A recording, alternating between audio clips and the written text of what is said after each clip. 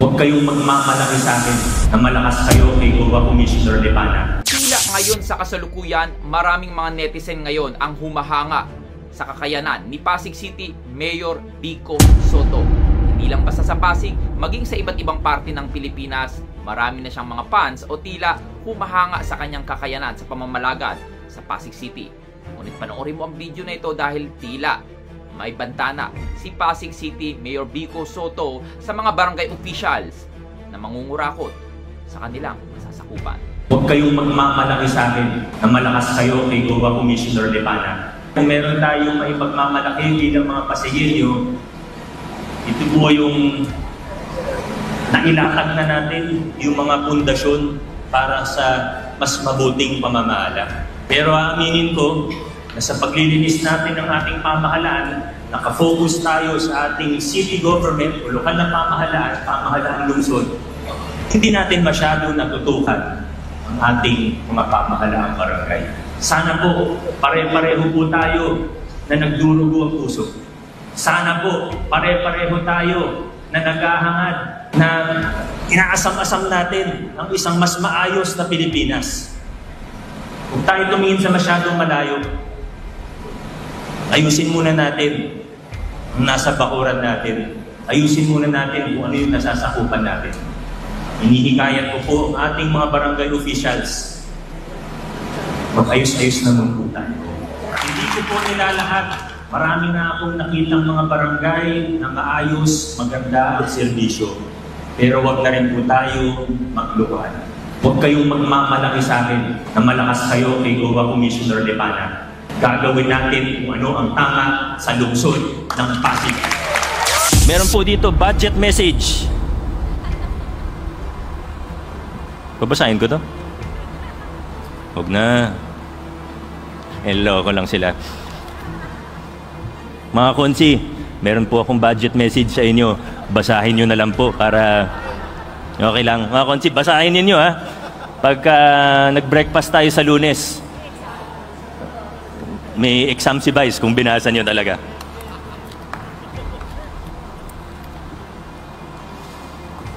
Pero alam niyo, itong budget po kasi, yung sa dulo na lang yung ano, siyempre tuwing binabalansin natin lahat. Siyempre, pagtanungin natin ng health department, pagtanungin natin ng ospital, pagtanungin natin ng engineering, siyempre, ang dami nating gustong gawin para sa ating mga kababayan.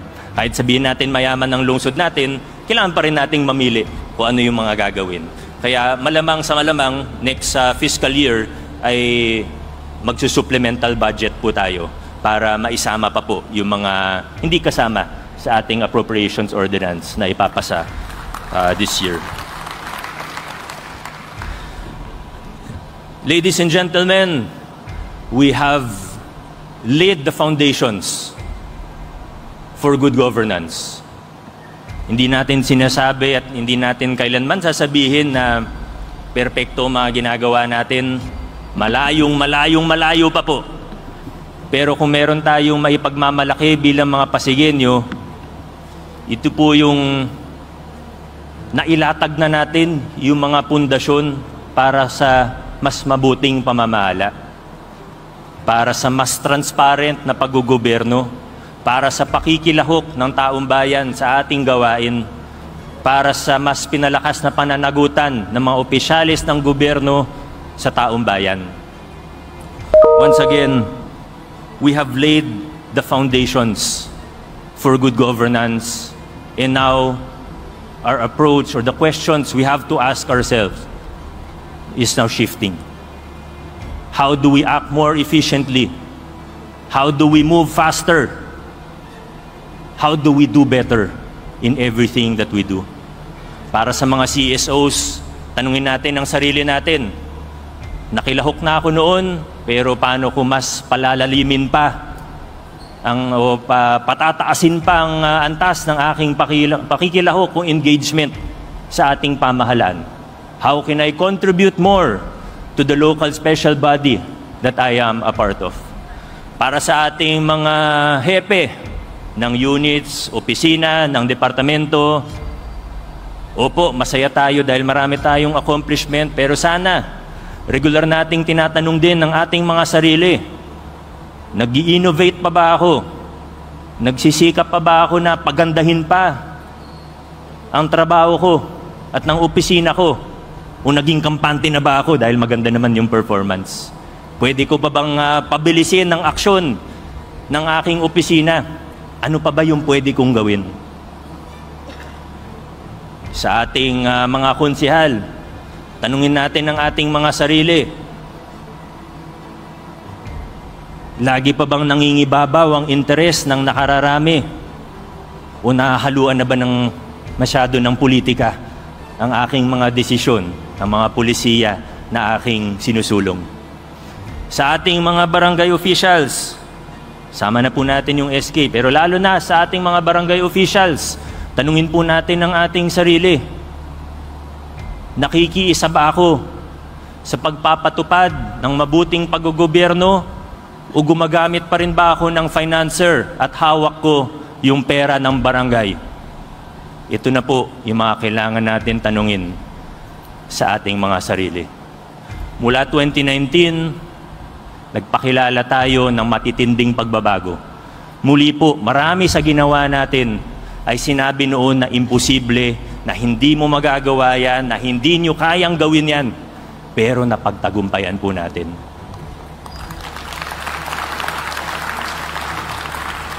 Hindi naging madali. Tinaya natin, buhay natin mismo. Pero aaminin ko na sa paglilinis natin ng ating pamahalaan, nakafocus tayo sa ating city government o lokal na pamahalaan, pamahalaang lungsod, hindi natin masyado natutukan ang ating mga pamahalaang barangay. But now, with a supportive city council, with an honest vice mayor, with our councilors who have proven their integrity, and not just integrity, but willingness to fight for good governance, mas matututukan na natin ngayon ang mga pamahalaang barangay.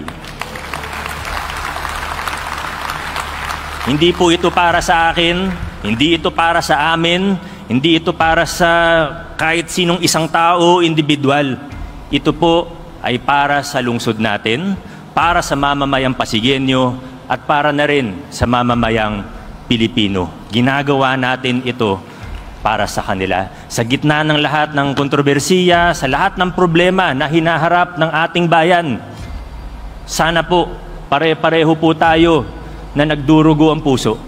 Sana po pare-pareho tayo na naghahangad, na inaasam-asam natin ang isang mas maayos na Pilipinas. Huwag tayo tumingin sa masyadong malayo. Ayusin muna natin ang nasa bakuran natin. Ayusin muna natin kung ano yung nasasakupan natin. Hinihikayat ko po ang ating mga barangay officials. Mag-ayos-ayos naman po tayo.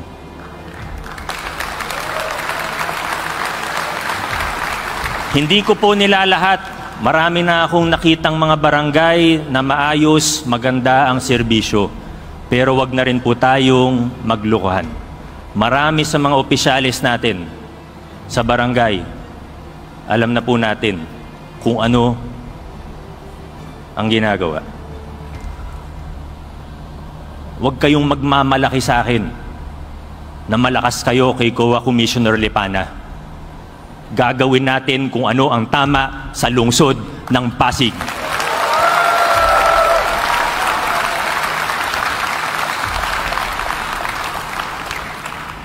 Akala nyo, hindi ko alam.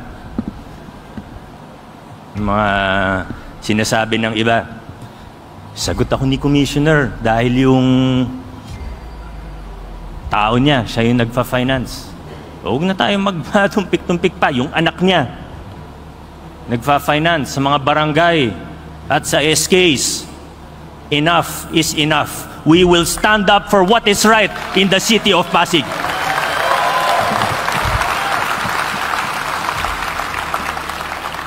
Mga kaibigan, nailatag na po natin ang pundasyon para sa mabuting paggugobyerno sa lungsod ng Pasig.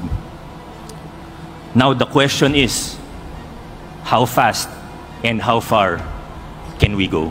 Maraming salamat. Mabuhay ang lungsod ng Pasig.